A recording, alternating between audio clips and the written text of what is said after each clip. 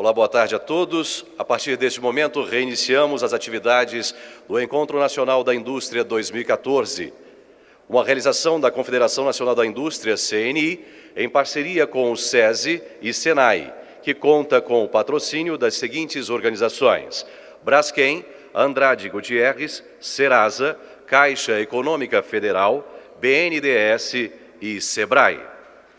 Alinhado às diretrizes da CNI, informamos que este evento conta com diversas ações que buscam o equilíbrio sustentável, como a conquista do selo Carbon Free, a impressão de materiais a partir de árvores de reflorestamento, a utilização de lixeiras ecológicas, a disponibilização de recipiente para descarte de pilhas e a utilização de copos ecológicos. A reciclagem dos resíduos resultantes da montagem de cenografia deste evento se dará através da parceria com o Serviço de Limpeza Urbana do Distrito Federal. Também está disponível aos participantes do ENAI uma urna para o descarte de papéis e materiais impressos que não serão mais utilizados após o evento, e o Papa Cartão, um equipamento que recicla os crachás utilizados no evento ou outros que vocês eventualmente tenham para descartar. Tanto a urna quanto o Papa Cartão estão localizados ao lado da Secretaria. Teremos agora a 8ª sessão temática do ENAI 2014 abordando o tema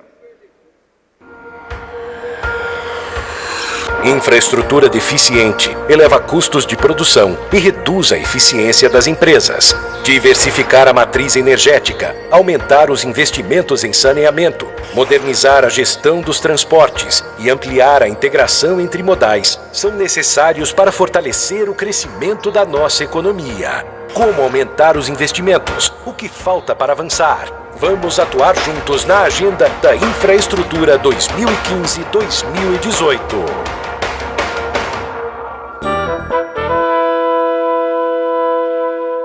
Convidamos a jornalista Mônica Waldvogel, que a partir deste momento conduzirá os trabalhos como moderadora desta e da próxima sessão temática do ENAI 2014.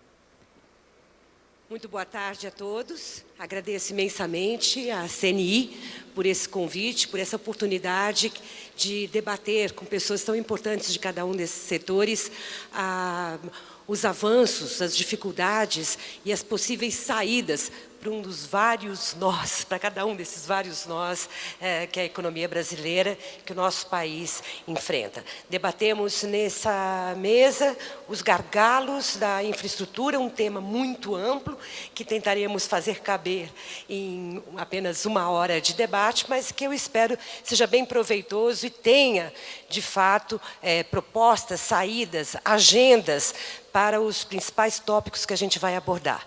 Para completar aqui a nossa mesa, o nosso painel, eu gostaria de convidar o presidente executivo da Associação Brasileira da Infraestrutura e da Indústria de Base, a ABDIB, Rodolfo Tourinho Neto.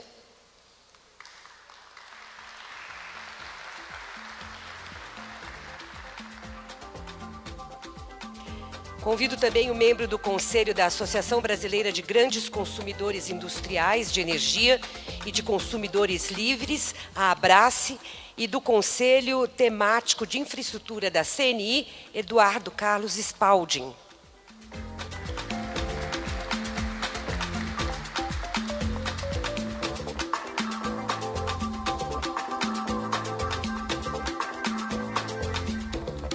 E também o presidente do Conselho Temático de Infraestrutura da CNI, José de Freitas Mascarenhas.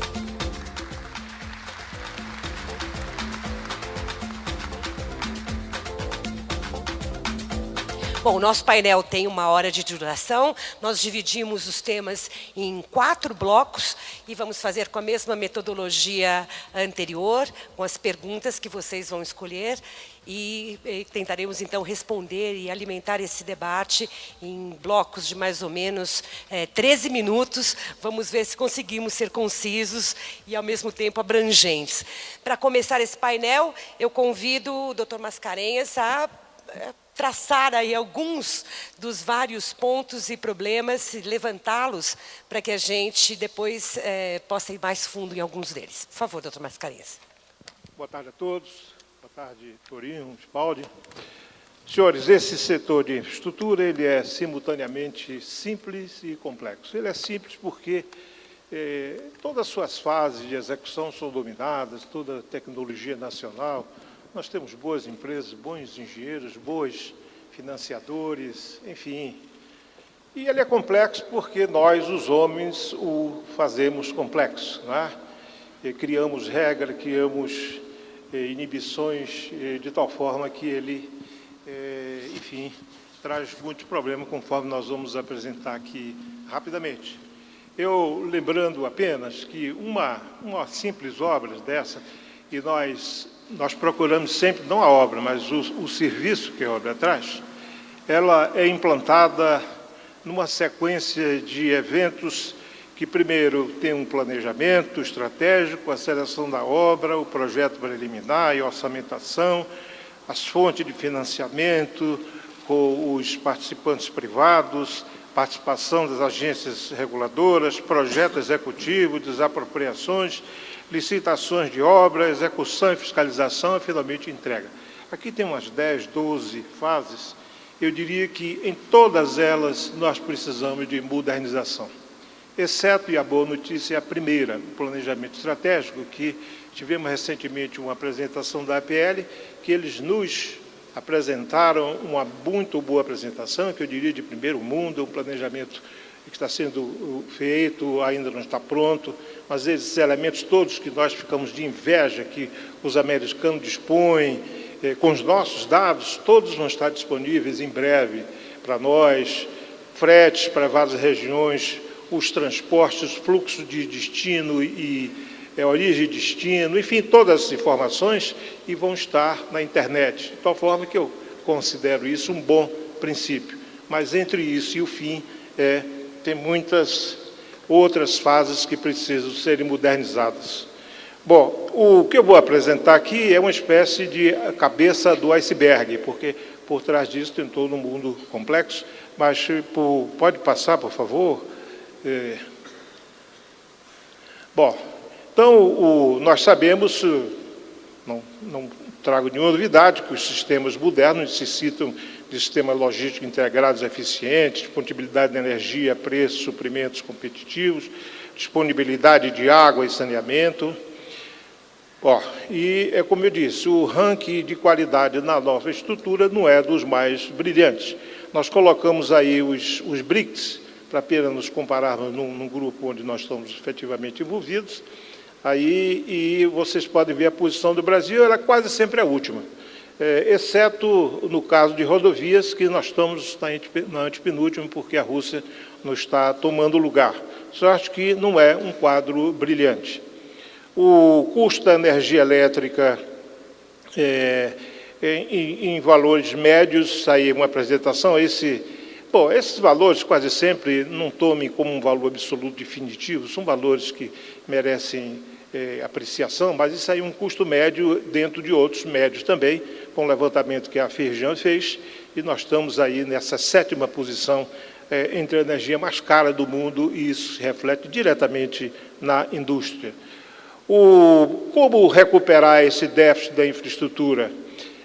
Esse déficit da infraestrutura está calculado no momento alguma coisa necessitando de um investimento de uns 600 bilhões de reais, aí num prazo de 5, 6 anos.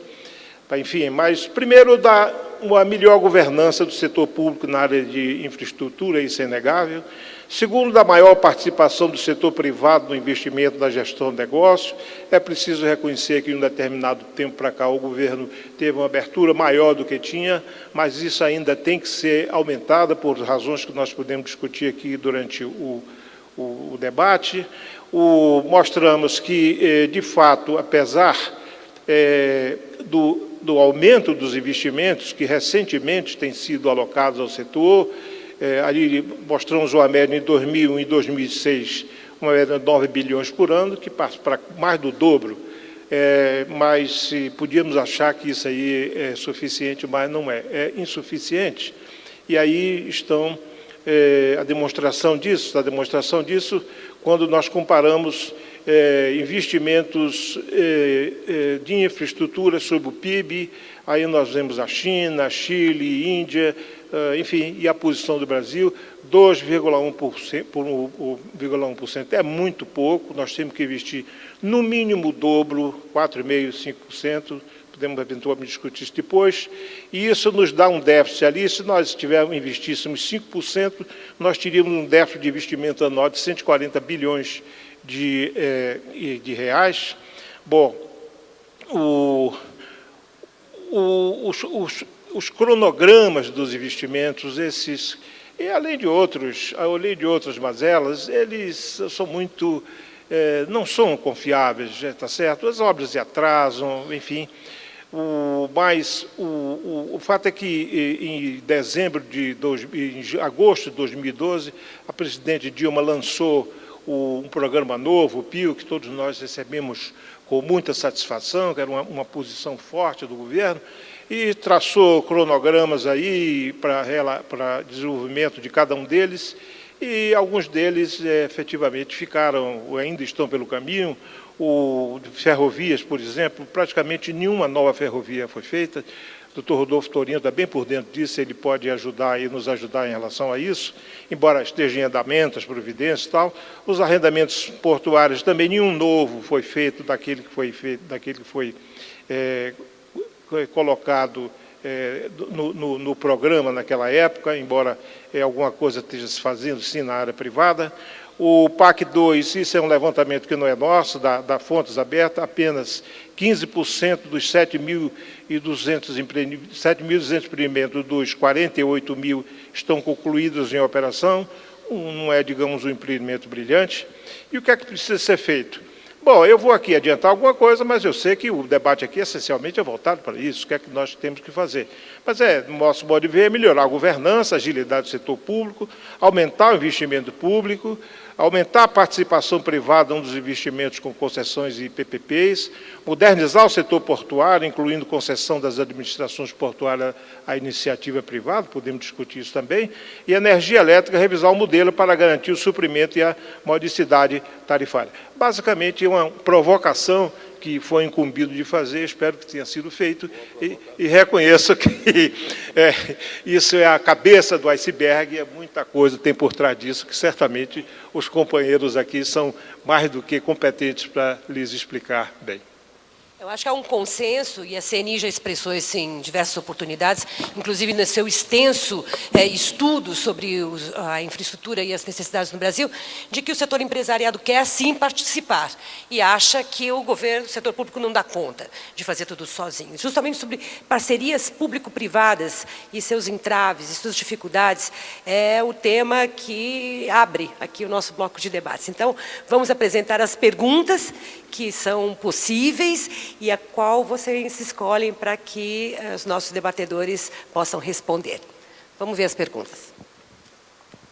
Então, no primeiro bloco, o que falta para aumentar o ingresso de capital privado na prestação de serviços de infraestrutura? A outra, o que precisa mudar nos modelos de concessões e PPPs para aumentar a eficiência dos serviços de infraestrutura? E a terceira pergunta, como aumentar a qualidade e a velocidade na elaboração de estudos, projetos e na construção dos empreendimentos de infraestrutura. 15 segundos para vocês decidirem qual é a pergunta que deve ser respondida.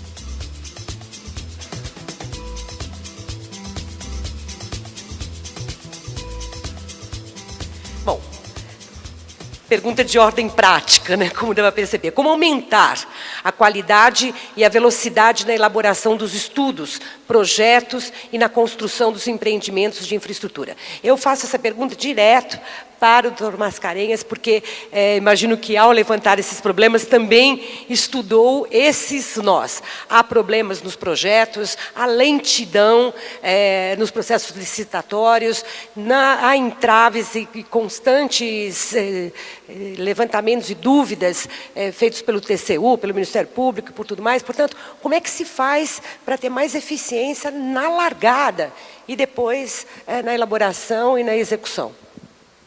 Bom, isso é uma resposta simples para uma situação que é razoavelmente complexa.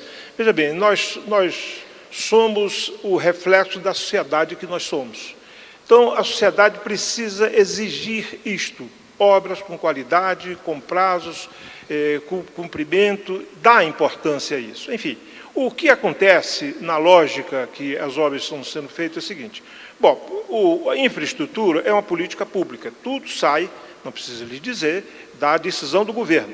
Então, quando o governo resolve fazer uma obra, ele já tem sobre si uma certa pressão política. Então, ele não tem tido a paciência suficiente de dizer o seguinte, bom, escolhida esta obra, eu agora vou contratar um projeto, que o projeto demora, não tem jeito, o projeto demora 2 anos para ser feito, ou mais, depende da obra. E isso não é feito. Então, ele lança com um conhecimento insuficiente, então a obra vai para campo, vai para o edital, começa a ser feito e aí começam os problemas. E aquilo que ele desejava tanto, que era fazer a obra num prazo curto, vai se dar o efeito contrário. Ela vai ser feita num cronograma muito mais longo do que poderia ser. Porque aí começa o problema. Aí o Tribunal de Contas descobre que não tem projeto de detalhe, que os índios não foram ouvidos, que o sistema, os promotores entram porque tem problema aqui e ali, tem caverna que as obras... Enfim, tem um mundo de coisa que aparece e que começa a fazer atraso nas obras. Então, eu acho que a gente devia dar um pouco de parada, e ninguém é tolo de dizer o seguinte, vamos parar o trem aqui, enquanto nós projetamos tudo isso, e depois nós voltamos a andar. Não, eu acho que pode ser feito um sistema, vamos dizer, vamos andar como nós estamos andando, mas vamos aqui paralelamente calcular e começar um sistema correto, bem feito, porque todo mundo sabe tudo, não tem nenhuma novidade. Fazer um planejamento correto, com tempo, fazer um estoque de projeto. Aliás, como eu me referi, a EPL está começando a fazer isso.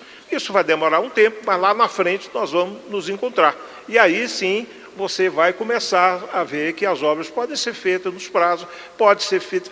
Uma obra atrasada traz um custo imenso para a sociedade. A CNI fez um trabalho aí com 4 ou 5 obras, encontrou valores imensos, da ordem de 20 bilhões de dólares, o prejuízo que a economia tem pelo fato de essas obras não terem sido realizadas nos cronogramas que foram feitos. Obras recentes, obras modernas, que foram começadas, enfrentam os mesmos problemas. Enfim, eu acho que... há conhecimento, não há nenhum tipo de desconhecimento de o que deve ser feito e como deve ser feito, mas é preciso, eu acho, que uma decisão política, no sentido de colocar a coisa nos rumos corretos, nos rumos certos, para que a gente tenha o padrão internacional. Isso é, como eu disse, fora aquele item inicial, nós estamos fora de padrão, em tudo. Eu não quero tomar muito tempo aqui, mas só vou dar alguns pequenos exemplos. No Japão, quando houve aquele tsunami, e todos viram que, algumas semanas depois, aquela estrada toda estava destruída, ela estava toda reconstruída. Bom, e isso causou aqui um frisson, porque isso não existe e tal. Nós estávamos no Japão e fomos lá conversar com os japoneses que nos receberam, a turma jovem lá. Primeiro, eles não entenderam muito o que é que a gente estava perguntando.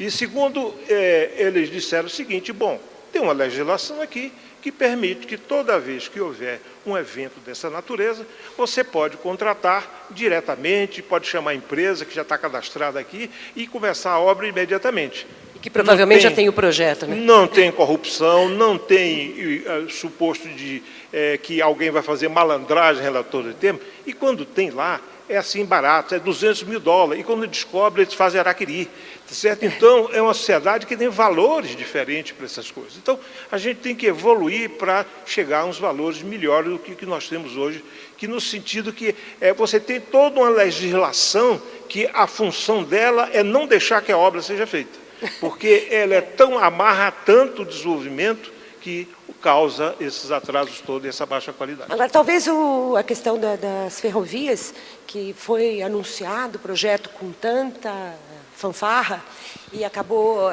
não saindo, o seu balanço diz ali que não aconteceu nada, possa ser um bom exemplo. Talvez o doutor Torim pudesse explicar bem o que acontece com essa questão, inclusive, do projeto.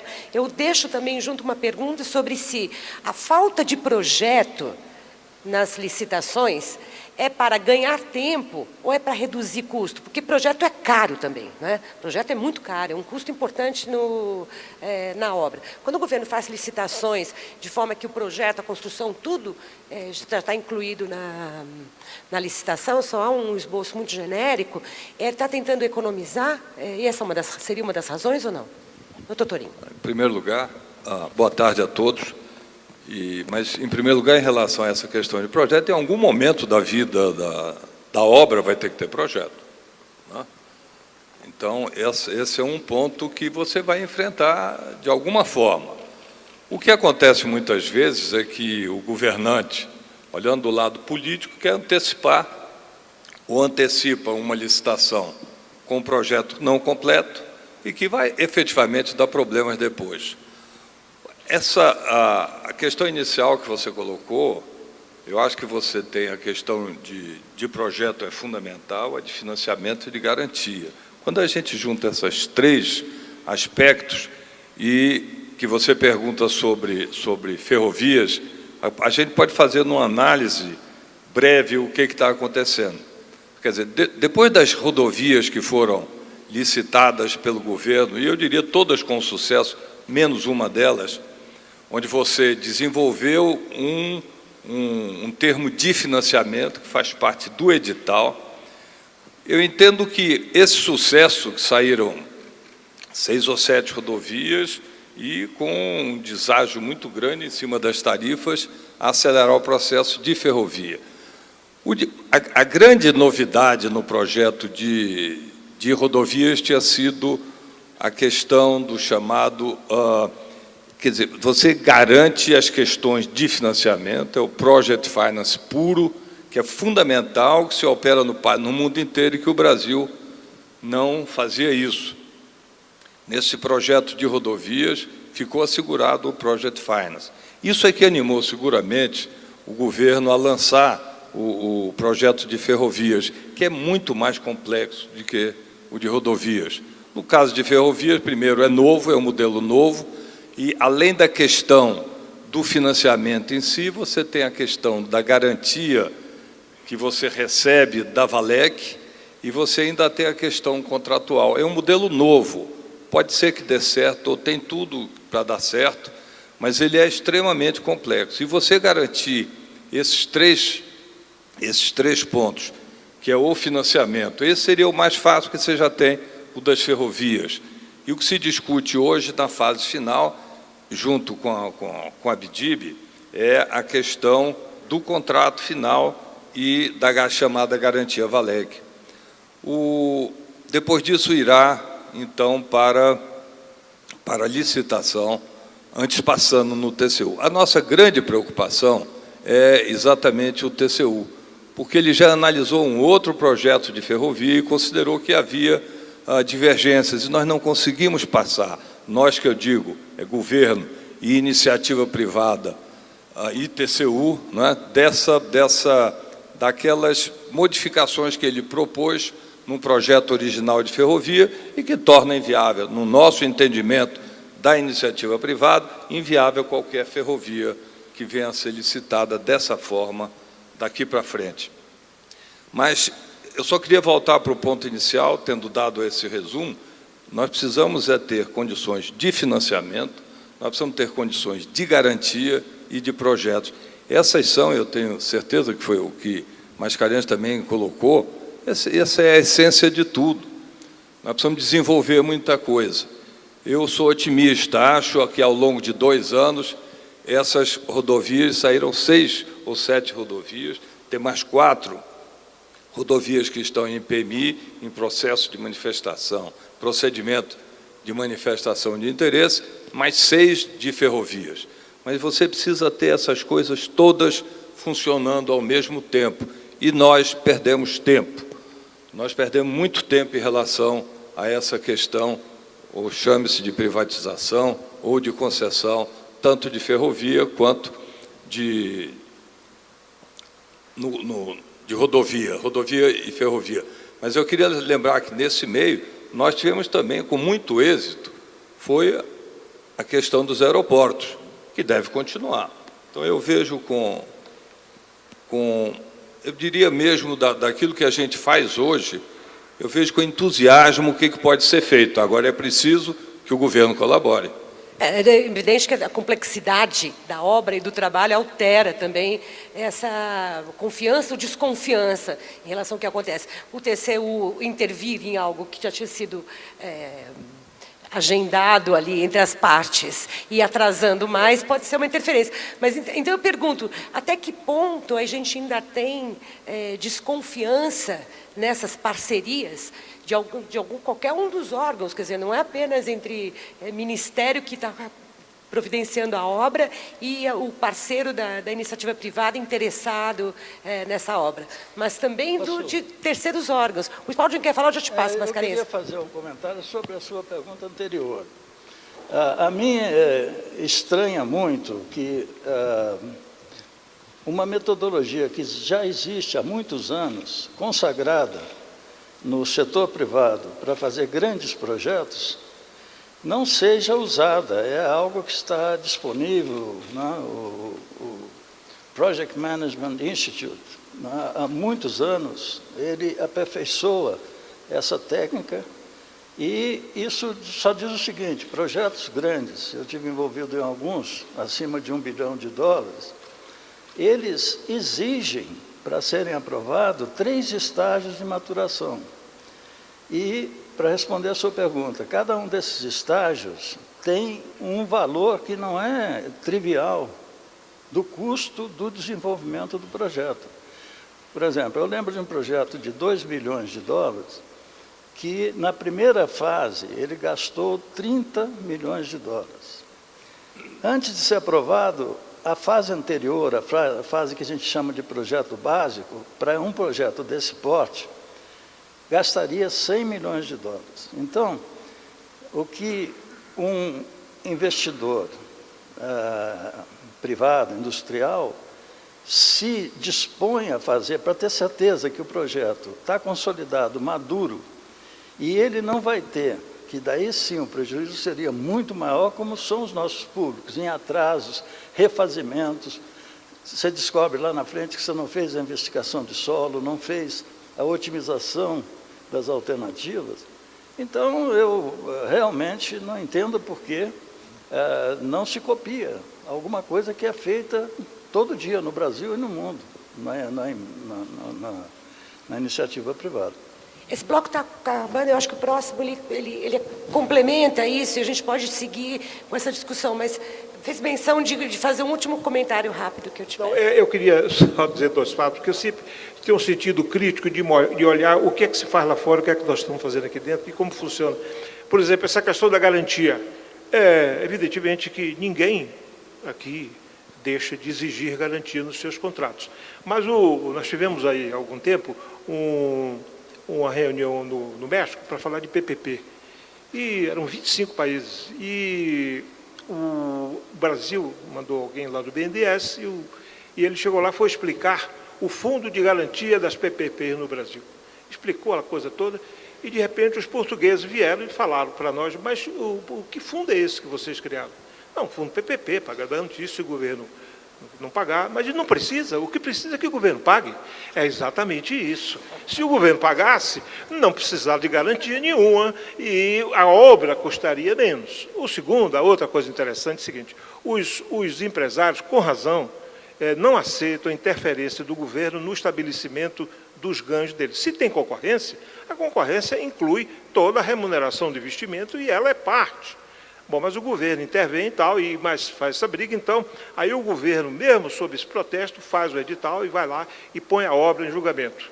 Aí os empresários privados dão desconto de 20%, 30% em relação ao preço que o governo estabeleceu nessas condições. O que é que está por trás disso? falta de confiança do sistema privado no desenvolvimento das coisas, e isso custa, isso faz com que isso custe mais alto do que é natural. O lugar, Mascarenhas, o lugar de discutir taxa de retorno não é antes, é no leilão. Então, se nós estamos num sistema capitalista, isso que tem que ser feito.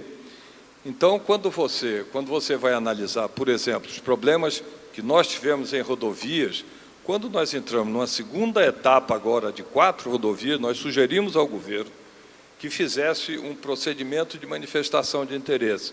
Isso significa o seguinte: as empresas manifestam interesse de participar ou não daquela privatização.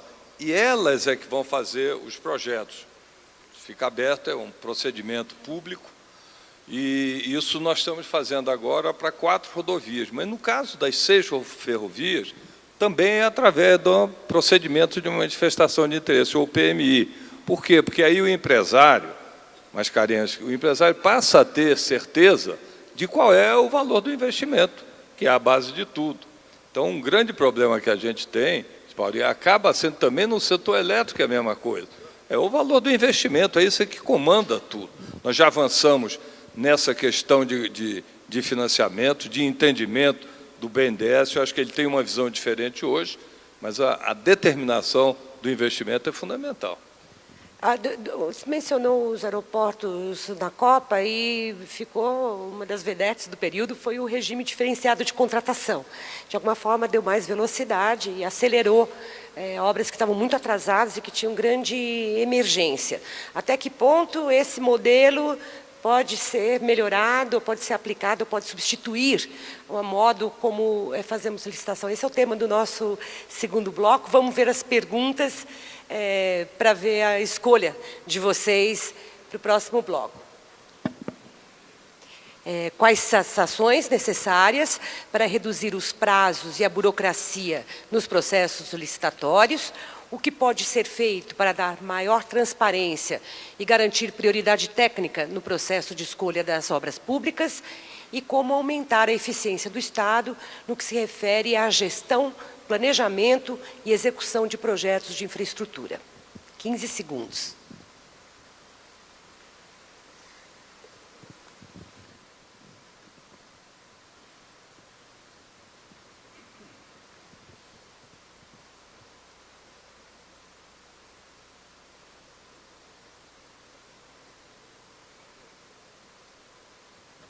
Então, novamente, a terceira pergunta: como aumentar a eficiência do Estado, no que se refere à gestão, planejamento e execução de projetos de infraestrutura. Aparentemente, as empresas estão bastante dispostas, querem fazer, apontam, têm diagnósticos mais claros do que o setor público, mas como emulá-los? Como fazer com que essas autoridades acelerem e deem maior garantia nessas questões de gestão, planejamento e execução? Torinho, começa você agora. Eu acho que é simples. A primeira coisa é ter projeto, não?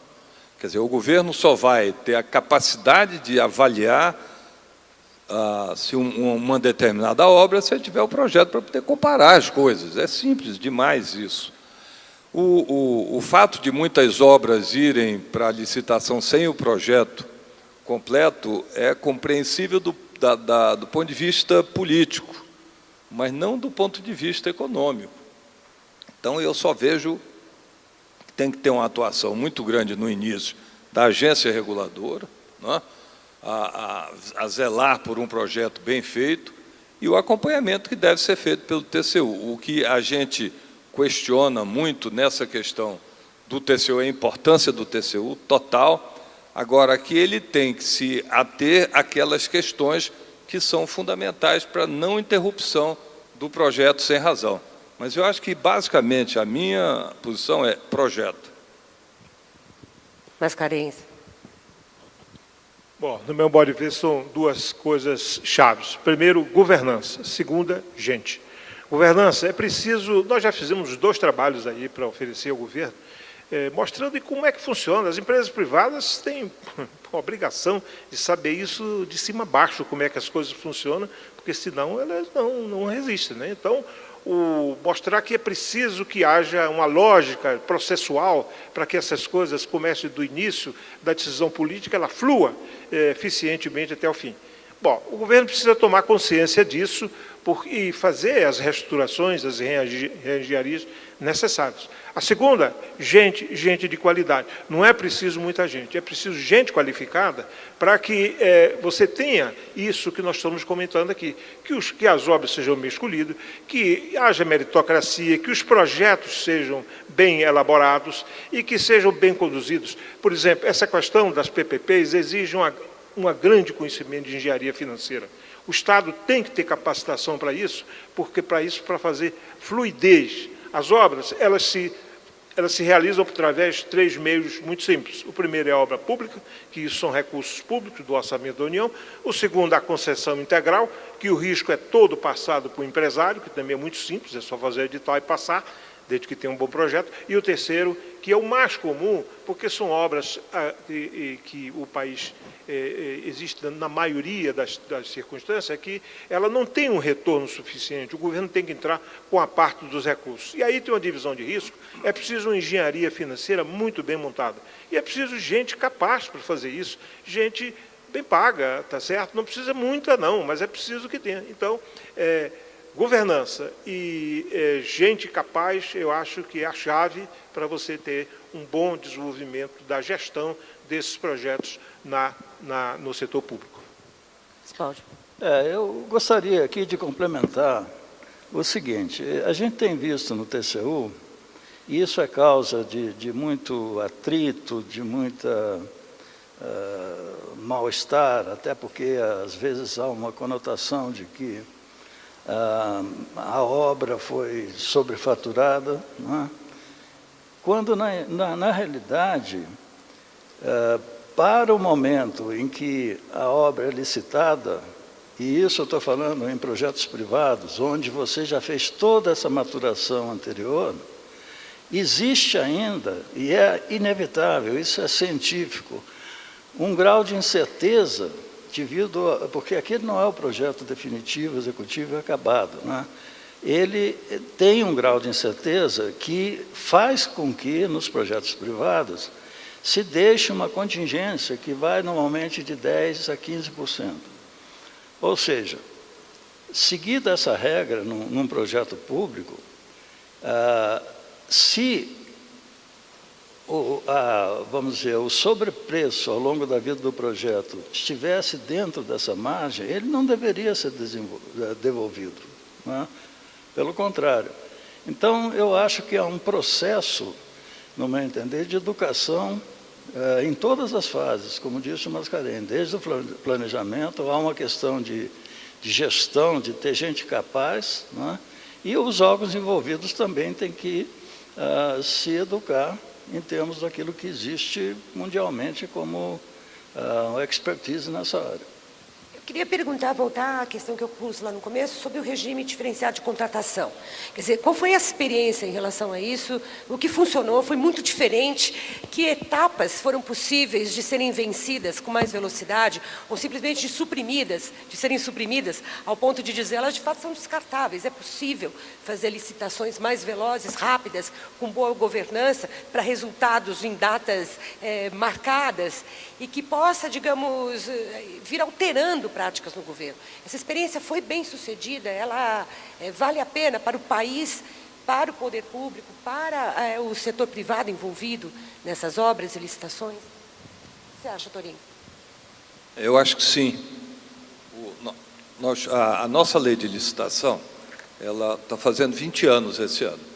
Está absolutamente fora de atualidade.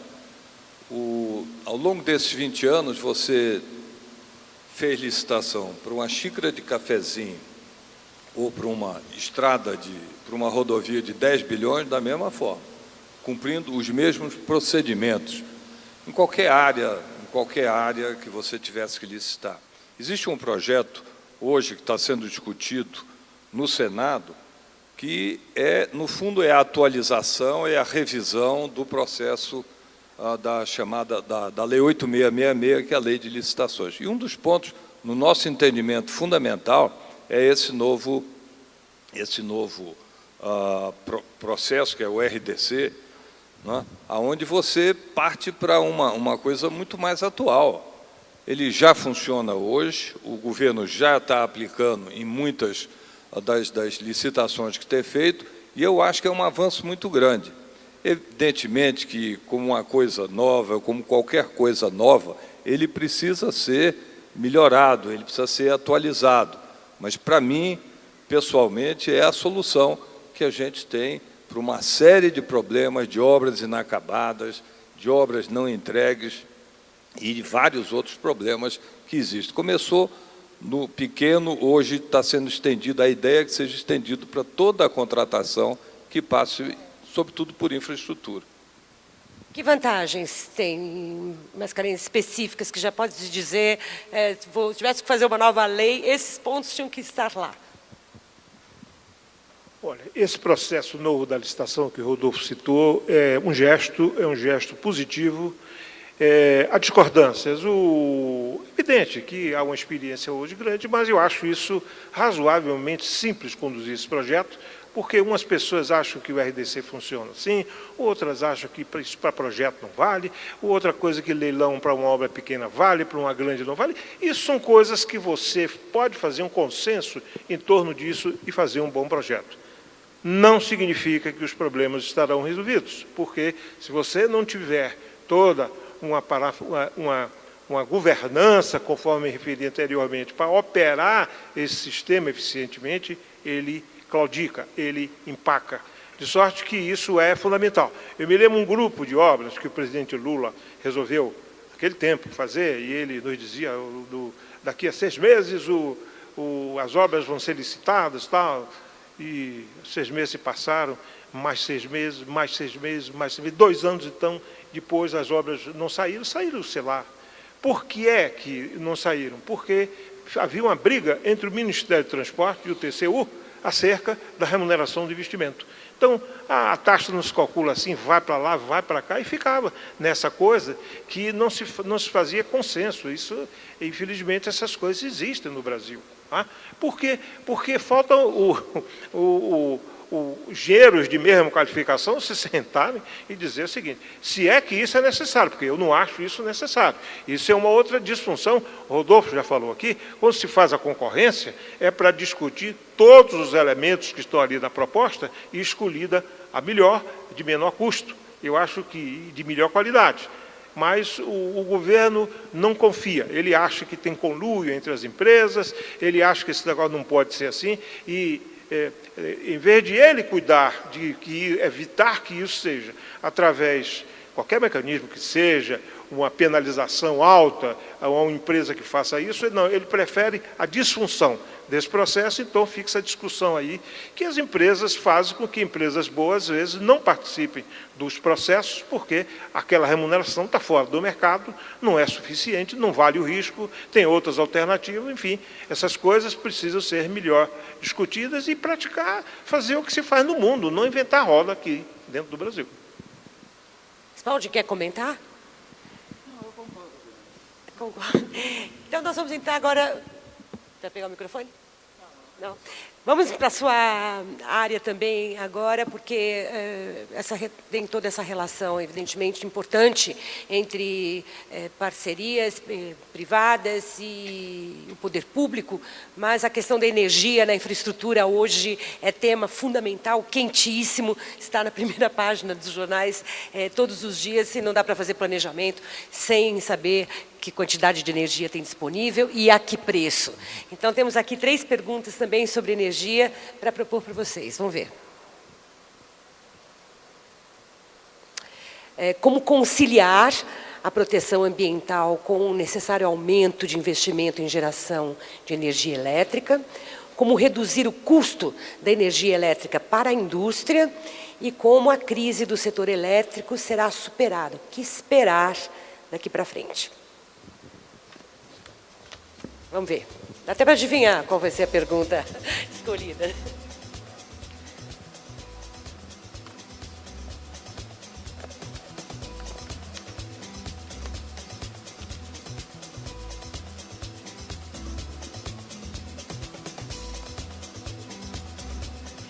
Como a crise do setor elétrico será superada? O que esperar? É com vocês, Paulo. Essa é fácil. Precisa combinar com os russos, né? Facilidade. Acho que, de início, seria importante definir o que a gente está chamando a crise do setor elétrico. Eu imagino que, no contexto dessa pergunta, o que está se falando é essa crise que nós viemos vivendo aí em 2013, 2014, e é importante entender-se o que aconteceu, não é? E, mais importantemente, o porquê essa crise evoluiu de uma forma vertiginosa para custos que hoje, no cálculo aí das consultorias especializadas, atingem a 60 bilhões de reais, a conta desses 2 anos. Não é? Isso, para vocês terem uma ideia, corresponde a 2 usinas de Belo Monte completas, com valores atualizados. Então, o que aconteceu? Nós tivemos, 2013 não foi um ano de hidrologia desfavorável, foi um ano de hidrologia normal. Mas nós entramos no ano com as distribuidoras descobertas dentro do modelo regulatório do setor. As distribuidoras têm que comprar e ter energia para atender a totalidade de seus consumidores. E o fato é que elas compram num leilão, e não foi feito o leilão em 2012, porque possivelmente o governo achou que na MP 579, naquela renovação das concessões, todas as companhias iam ter as concessões renovadas e, com isso, não haveria, na realidade, falta de energia. Como isso não ocorreu, as distribuidoras ficaram com uma falta de 2.000 megawatts.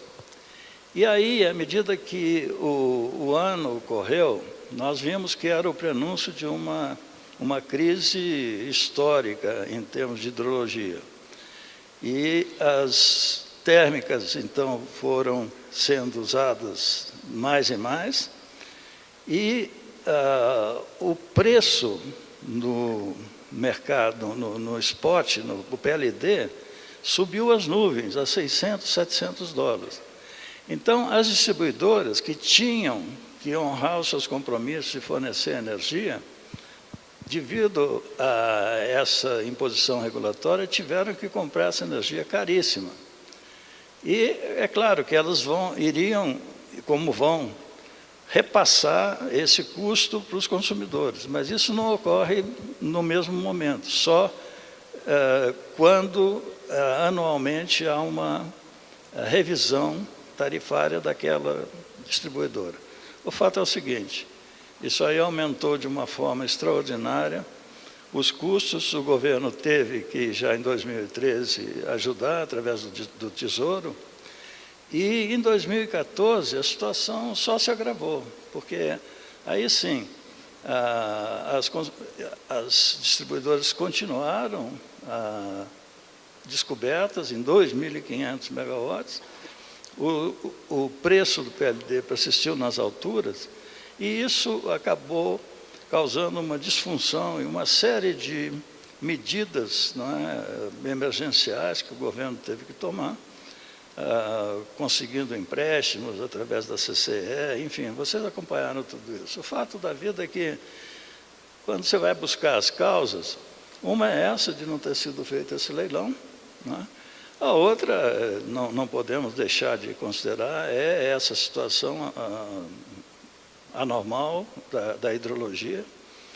E existe também uma desconfiança de que a geração total do nosso sistema brasileiro, ela, na prática, na realidade, está aquém daquela geração nominal de placa que o governo acredita que esteja sendo gerada. E isso, se comprovado, na realidade, é um desequilíbrio que tem que ser corrigido.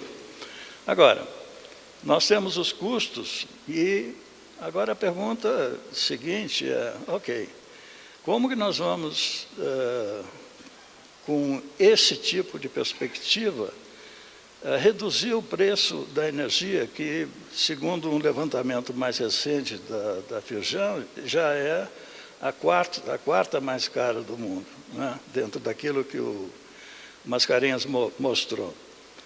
É muito difícil. Primeiro, essa recuperação e esse baixamento vai ser lento.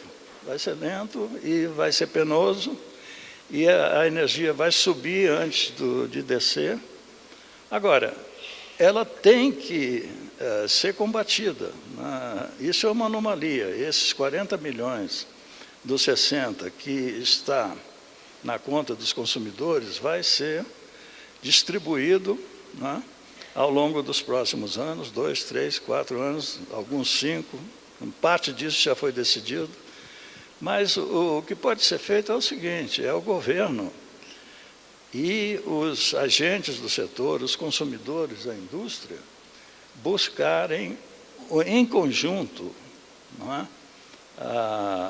fazer alguma coisa que, sem milagre, porque não existe milagre, reconduza com prioridades essa situação a um regime que permita a competitividade da indústria. A indústria está na situação que vocês conhecem, nós conhecemos, e sem a restauração dessa competitividade, não é? E a energia para aquelas indústrias que estão na base de várias cadeias produtivas, é essencial para a competitividade.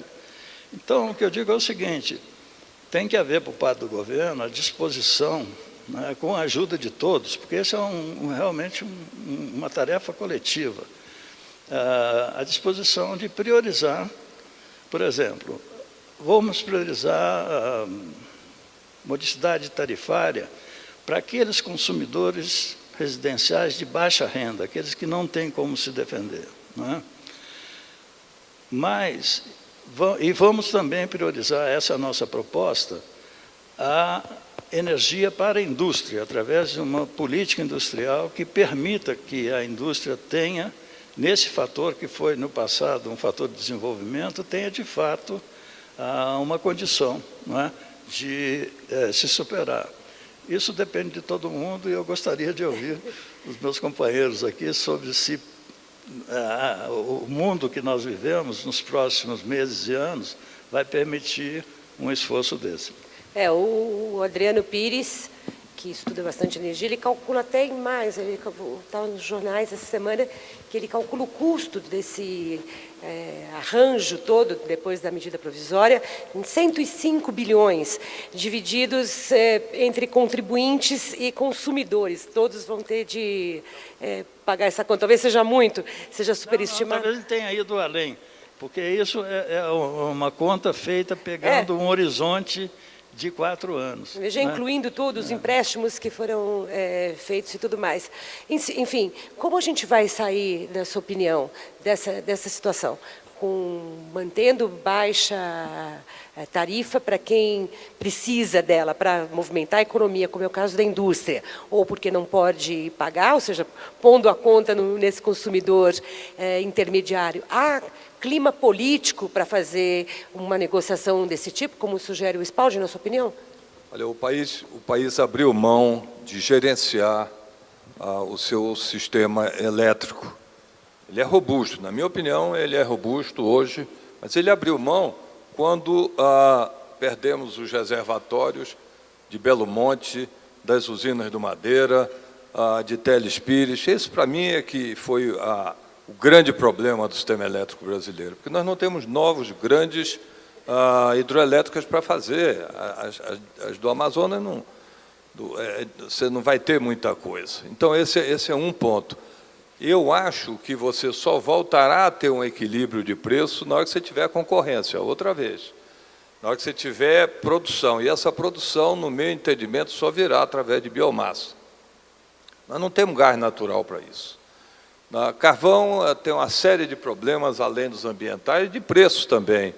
Então, o incentivar essa questão da biomassa me parece essencial. Inclusive, numa área que hoje você já tem toda a cobertura de linha de transmissão, como todo o estado de São Paulo. Então, por que não fazer isso? Existem coisas que são lógicas, essa me parece uma delas. O resto é milagre e chuva, né? Aliás, muita gente no Brasil hoje contando com a chuva. Bom, eu queria dar uma angulação diferente a essa questão, porque essa questão técnica foi colocada, mas repassando um pouco, nós temos primeiro um estoque de conta a ser paga. 60, 100, enfim, quanto for. Agora, essa conta ela vai ser aumentada ainda com o desempenho do próximo ano, porque as térmicas vão continuar a trabalhar, porque, na melhor das hipóteses, nós vamos ter um ano apenas razoável, se chover razoavelmente, o mínimo de 83% da média desses anos passados, ou seja, tem uma conta ainda a ser paga. E já foi dito aqui, ela vai ser dividida em duas partes, o usuário e o contribuinte. Como o distinto público, que faz parte das duas categorias, ele se prepara, então, para enfrentar essa conta. A outra parte vai ser paga pelo governo. E aí é que vem a questão que eu quero considerar aqui nessa seção de infraestrutura. Os recursos do governo é essencial para o desenvolvimento da infraestrutura. Não só aí ela tem que pagar uma conta pregressa, essa conta ela não vai acrescentar nada, porque vai pagar o que passou, e o governo tem que entrar, porque ela já vai ser muito alta para a indústria. Muitos setores, se não for atendido isso ao que o Spaldi sugeriu, vai ter muita gente saindo da competitividade, tá certo? E, ainda assim, o governo tem que colocar um razoável montante de recursos. E estamos diante de uma crise fiscal, que todos sabem, que está aí nos jornais, que pela primeira vez nós estamos com déficit fiscal e nós vamos precisar de muito dinheiro para fazer essas obras que tem aí, essas obras de PPP, em tudo, em ferrovia, em rodovia, em portos, tudo. Se o governo entra com a parte do investimento, ele melhora a questão de desempenho, melhora a tarifa para o usuário. Só acho que essa equação eu vejo com bastante complexidade ela ser desenvolvida nesses próximos 2 anos. Aí. É realmente uma pergunta difícil de ser respondida. Incógnitas demais, né? Eu queria fazer um comentário, rapidinho. se eu puder, um comentário sobre uma observação muito perceptiva que o Torinho fez, como se nós tivéssemos, e de fato ele tem razão, nós perdemos, não a guerra total, perdemos boa parte das batalhas, quando abrimos mão. Nós que temos, né, tínhamos e temos um potencial de energia renovável dos melhores do mundo e de hidroeletricidade, nós nos resignamos, nós abdicamos, vamos dizer, do nosso direito de utilizar bem esse potencial hidroelétrico. E nós, eu como sociedade, eu como governo, de alguma forma ficamos reféns dos movimentos ambientais, de ONGs, e esses reservatórios, que hoje são absolutamente necessários, porque eles é que dão, eles firmam o sistema e permitem que as eólicas, que as solares, que a biomassa, que são intermitentes ou são sazonais, elas só podem, na realidade, funcionar com uma base, e a base mais barata é a base de água dos grandes armazéns de energia, que são os reservatórios. Agora, não está de todo perdido o Torinho, porque eu vi um estudo agora, porque, de certa forma, hoje deixou de se discutir, Mônica, se a usina pode ser feita de uma forma diferente. Elas são todas fio d'água. Porque estão na Amazônia. É um mantra. E, na realidade, a PSR fez um estudo sobre Tapajós e viu que dá para fazer uma reconfiguração onde você consegue muito, não tem nenhum problema ambiental, e o governo acaba ganhando e a energia sai muito mais barata. Aproveitando a própria obra que já... Do Tapajós, que está para ser licitada. Então, são exemplos que dizem o seguinte: nós temos que preservar para as gerações futuras, porque o que a gente fez aí foi uma esterilização. Mas essa é uma batalha difícil no debate brasileiro. Eu sei porque que é difícil. Ainda que com fio d'água, Belo Monte é contestada o tempo todo por setores, ainda que o dano tenha sido restringido. Né? Mas sabe o que é, Mônica? A verdade é que a sociedade nunca foi colocada a par do custo que isso iria ter em termos futuros. Ninguém nunca, e eu sempre, ao longo de muitos painéis, de muitos anos, desafiei o governo, porque ele tinha todos os dados na mão e a credibilidade para mostrar que o governo é a favor disso também. Mas, enfim. São concessões que vão sendo feitas com relação ao tempo, como mudam as mentalidades, né? Há concessões mais difíceis ainda de serem feitas, ou de privatizações. Esse é o campo também dos portos, outro essencial para a saída das nossas exportações, mesmo nas importações que fazemos tanto. As próximas perguntas são justamente sobre isso, sobre portos, a lei que temos e a privatização das docas. Vamos ver.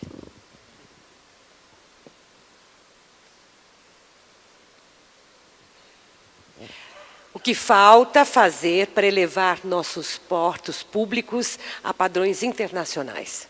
O que impede a privatização das companhias docas? Qual seria o modelo mais adequado para reformular e modernizar as administrações portuárias?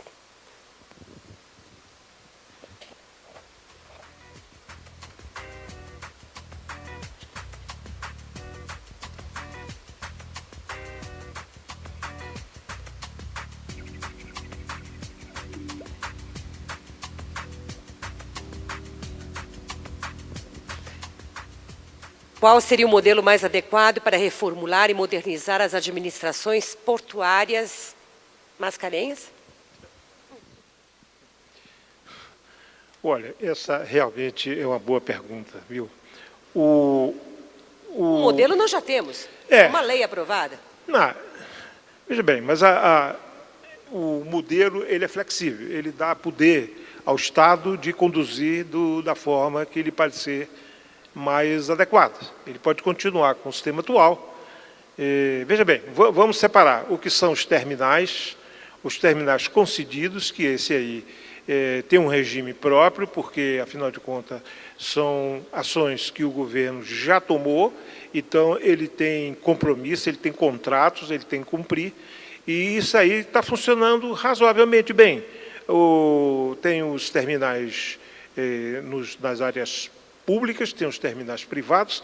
Essa liberação que a lei deu para os terminais privados é muito importante, foi muito importante. Tem vários portos, vários terminais que já estão em funcionamento. Recentemente, eu vi uma estatística que até é difícil de acreditar, mas está disponível, que 2 terminais em Santos têm mais produtividade do que o Porto de Xangai. Isso é uma excelente notícia para nós.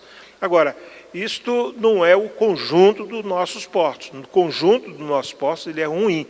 E tem uma tal de companhia docas, que é um negócio complicado. E veja bem, eu não tenho nenhum preconceito contra a gestão pública. Eu acho que não tem nada disso. A gestão pública pode ser tão boa quanto é a privada. Nesses portos, a maioria dos portos hoje no mundo, ele tem uma gestão pública das cidades, dos estados, tá certo? O que acontece aqui no Brasil, que é um vício insanável. Eu já tenho 20 anos brigando com esse negócio, tá certo? Tentando fazer com que essas docas sejam eficientes, mas é inviável. Já até melhorou, porque essa pressão toda faz com que o Estado tenda a escolher um pouco os dirigentes, um pouco melhor, Mas não tem escapatória. Aquilo é encarado como emprego público, e o emprego público é dividido entre os partidos, partidos esses que apoiam o governo. Esse não é esse o governo, é esse, é o anterior que foi. Então, nós chegamos à conclusão seguinte, que esse modelo não dá, é preciso mudar, é preciso privatizar, então, a gestão das docas, para que essa questão da gestão com conotações diferentes daquela que seja a direção dos resultados, sejam eliminadas. Eu dia estava com o ministro, eu disse para ele, ministro, olha, para ser real, eu, representando aqui o interesse dos empresários que lidam com essa coisa, eu quero é porto chinês, eu queria que o senhor trouxesse porto chinês para aqui para o Brasil, porque são os que funcionam. Esses que não funcionam não nos interessa. Qual é o modelo? Não porque o Tribunal de Contas impõe isso, impõe aquilo, tem essa dificuldade aqui, tem aquela ali.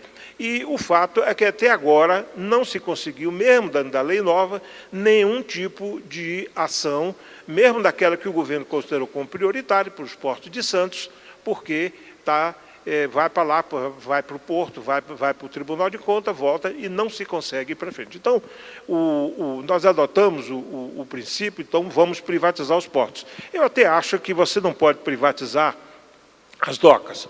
Não vai privatizar um porto de Santos, que é um negócio muito complicado, mas você pode começar com postos menores, formulando, fazendo formulações que sejam adaptáveis e que depois você possa, então, ir passando para os outros portos, de maneira que o que nós temos em frente é a eficiência, é a necessidade de que os portos estejam custos e qualidade iguais aos internacionais, porque é aí que as nossas empresas perdem. Quer dizer, nós sabemos que as empresas brasileiras, muitas delas, são obrigadas a manter padrões internacionais de eficiência e têm mantido, mas na hora que sai para fora da porta da fábrica, começam os problemas. E o porto é um problema muito grande. 94% das nossas exportações saem pelos portos. Então, nós temos que ter um sistema de portos eficiente. Agora, depende também da deliberação, porque, de novo, isso é uma política pública. Há portos estaduais que estão funcionando razoavelmente bem. Tem o porto de Suape, que está funcionando razoavelmente bem. Tem o porto que está estadualizado. Tem o porto de Pecém, que são portos novos, que até onde me consta está funcionando razoavelmente bem. Sempre há como melhorar, mas você tem ainda as companhias docas que você tem que dar um destino para elas. Nós preparamos todo um estudo, oferecemos ao governo, mas aí há vamos dizer, esse condicionamento político a implementar uma coisa dessa natureza. O fato é que nós queremos portos competitivos. A economia brasileira não pode deixar de ter portos competitivos. Se o governo encontrar uma solução que ele possa fazer isso dentro do modelo que ele achar melhor, que seja um porto continuando dentro da gestão privada, eu vou bater palmas. Mas é preciso que esse negócio tenha uma ação tão imediata quanto possível, porque ninguém aguenta mais trabalhar com esse sistema de ineficiência. Eu peço um rápido comentário seu, Torinho, nós temos que encerrar muito rápido. essa mesa. Eu acho que de tudo que está lá no PIO, né, do Programa Logístico, o mais atrasado é Porto. E eu acho que só tem uma solução, que é privatizar, privatizar, privatizar. Não vejo outra forma de se fazer isso. Perdemos muito tempo na discussão do público e do privado, e aí a culpa não foi tanta do governo, discussões entre os próprios empresários. Então, é o caminho que eu vejo. É você buscar essas soluções. Sou otimista. O ministro César Borges, não é só para ser baiano, né? Mas está dedicado muito a isso. Já tivemos 3 reuniões. Amanhã temos outra reunião lá na Abdive, mais uma vez, para buscar as soluções para as questões que estão mais urgentes, para que você acelere esse processo, porque, na realidade, é o que está mais atrasado. Bom, eu queria agradecer em nome da CNI os 3 participantes, Paulo, Mascarenhas e Tourinho. Obrigada também a vocês que acompanharam aqui o nosso painel. Eu volto no próximo, vamos discutir as questões relacionadas ao trabalho, às leis trabalhistas. Até já. É isso, agradecemos a jornalista Mônica Waldvogel e também aos debatedores. Mônica, que permanece conosco para o próximo painel.